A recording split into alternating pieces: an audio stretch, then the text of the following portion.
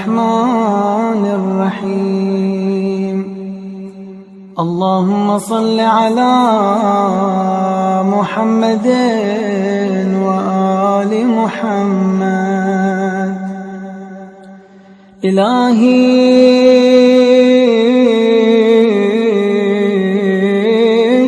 ألبستني الخطايا ثوب مذلتي وجلل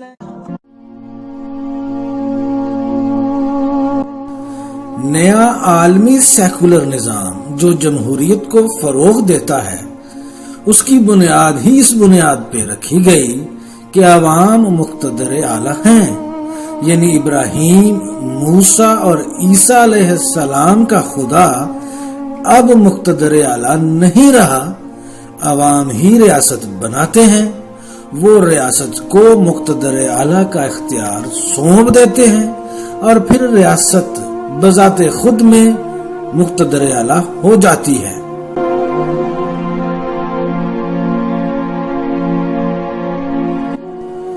یہ وہ طرز حکومت ہے جو یورپ کے عیسائیوں نے تخلیق کی کہ نہ صرف ریاست ہی مقتدر اعلی ہے بلکہ ریاست کا اختیار بھی مقتدر اعلی ہے۔ یہ ریاست ہے جس کو قانون بنانے کا اختیار ہے اور ریاست کا قانون ہی سب سے برتر و بالا قانون ہے۔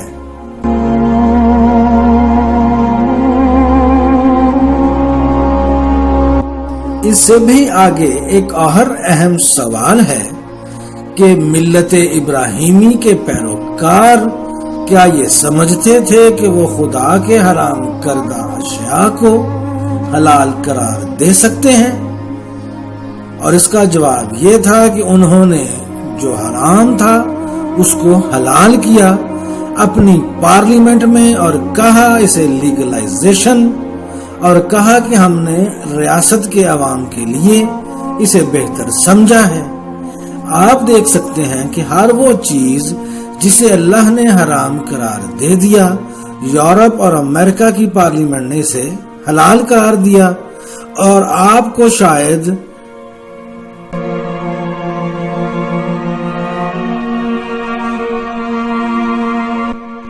علم نہیں ہے کہ شاید ہی اب کچھ حرام باقی رہ گیا ہو جسے حلال نہ کہا گیا ہو۔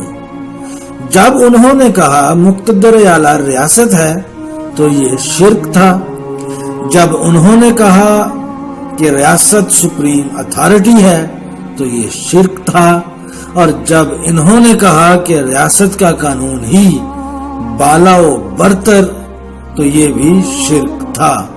اور یہ سب یورپ اور امریکہ میں اور پھر ان کے حواریوں نے آج کی دنیا میں کیا ہے۔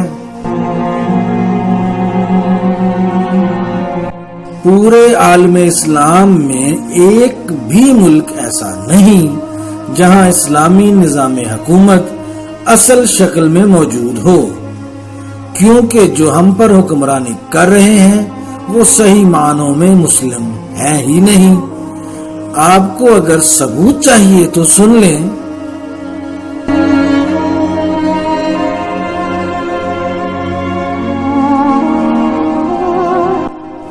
کیا آپ نے کبھی UN آئین کو بغور پڑھا ہے؟ اس کا آرٹیکل 24 اور 25 ہے جو کہتا ہے دنیا کے تمام معاملات کو حل کرنے کے لیے اب اللہ خدائے واحد الاکبر نہیں بلکہ سیکیورٹی کونسل UN الاکبر ہے۔ مطلب یہ کہ دنیا میں اس سیکیورٹی کونسل سے اوپر کوئی اتھارٹی نہیں، یہ شرک ہے۔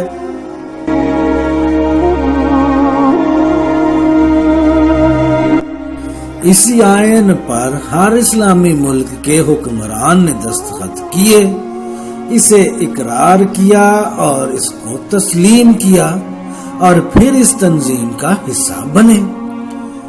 آج بھی اس آئین کے مطابق اپنے اپنے ملکوں میں قوانین میں تبدیلیاں کر رہے ہیں، حرام کردہ باتوں کو حلال کرتے جا رہے ہیں اور حلال کاموں کو حرام، جس کی ایک سادہ سی مثال ہمارے معاشرے میں دوسری شادی کرنے کو اتنا سخت کر دینا ہے کہ آپ بطور مرد دوسری شادی کرنے کی بجائے ناجائز طریقہ کار کا اختیار کر لیں جو عام طور پر آسان ہے۔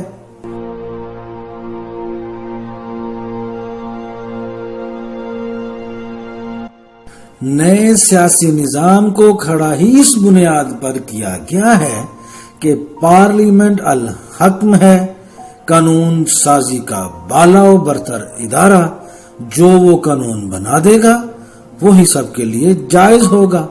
کیا آپ نہیں جانتے کہ امریکہ اور یورپ کے کئی نام نہاد عیسائی ملکوں نے ہم جنس پرستی کو لیگلائز کر دیا؟ اب اس سب کے باوجود آپ یورپ اور امریکہ جا کر رہنا چاہتے ہیں، محض روٹی کے چند ٹکڑوں کی خاطر اپنا ایمان بیچنا چاہتے ہیں تو بیچ دیں، کیونکہ آپ بھی یاجوج ماجوج میں سے ہی ایک ہونا پسند کرتے ہیں، تو آپ کو روک کون سکتا ہے؟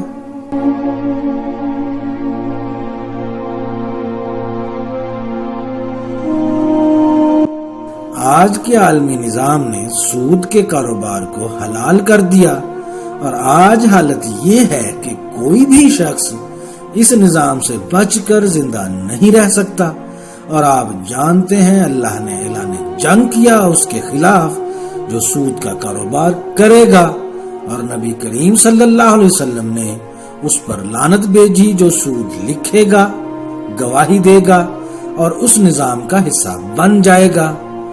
آج کوئی ایک ملک بھی روئے ارضی پر اس بینکاری نظام سے آزادی حاصل نہیں کر سکتا۔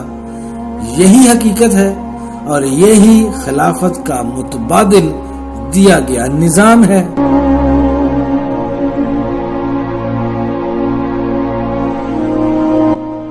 سورہ توبہ میں اللہ فرماتا ہے کہ انہوں نے اپنے علماء اور پادریوں کو اپنا خدا بنا لیا اور ان کی باتوں کو مان لیا جو اللہ نے نہیں کی، اور یہی تو شرک ہے۔ ایک شخص حضور صلی اللہ علیہ وسلم کے پاس آیا اور آ کر کہا کہ ہم نے تو اپنے پادریوں اور ربایا کو خدا نہیں بنایا، تو اللہ نے یہ کیسے کہہ دیا؟ اللہ کے نبی نے جواب دیا، کیا انہوں نے جس کو حلال کہا تم نے اسے مان نہ لیا جبکہ وہ حرام تھا؟ یہی ان کا شرک تھا۔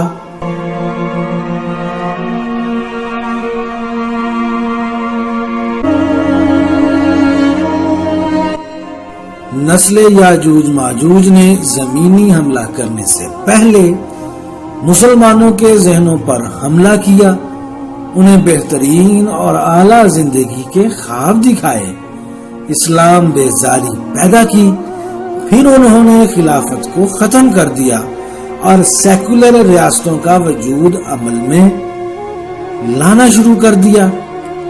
1897 میں وہ لباس جو یہودیوں کا لباس تھا اور وہ یورپ میں پہنا کرتے تھے، وہ خود کو یورپین یہودی کہتے تھے۔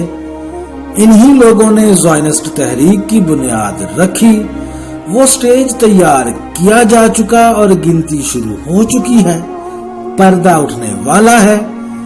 بہت جلد اہل یہود دنیا پر حملہ کرنے والے ہیں۔ تقریباً 2000 سال کے بعد وہ 2000 سال جو انہوں نے در بدری میں گزارے ہیں،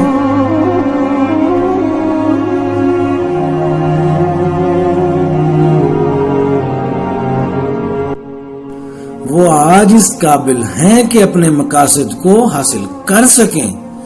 اسرائیل تک پہنچنے سے پہلے انہیں یورپ کو 300-400 سال لگے اپنے نقطہ نظر و غلاظت کی زندگی پر تیار کرنے کے لیے۔ جس جدید تہذیب کی بنیاد انہوں نے رکھی تھی، در حقیقت وہ تہذیب خدا سے لا تعلقی کی تہذیب ہے جس کے دروازوں تک ہمیں وہ پہنچا چکے ہیں۔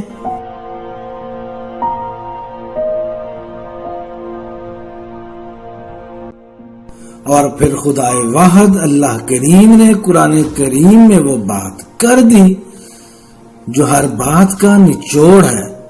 ان کے لیے جو آنکھیں رکھتے ہیں لیکن دیکھتے نہیں، کان رکھتے ہیں پر سنتے نہیں، ان کے پاس دل ہے لیکن وہ سمجھتا نہیں، اللہ نے ان لوگوں کو کہہ دیا کہ یہ محض جانور ہیں۔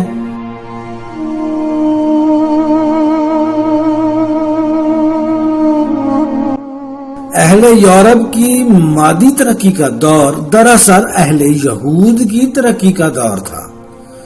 اہل یہود اس دور میں بہت عجیب کام کر رہے تھے۔ وہ صرف سود پر لین دین کا ہی کام نہیں کر رہے تھے، بلکہ وہ کچھ ایسا کر رہے تھے کہ دنیا کی ہر مال و دولت ان کی طرف بھاگنا شروع ہو چکی تھی، جیسا کہ حدیث مبارکہ میں ہے کہ زمین اپنے خزانے دجال پر ظاہر کر دے گی۔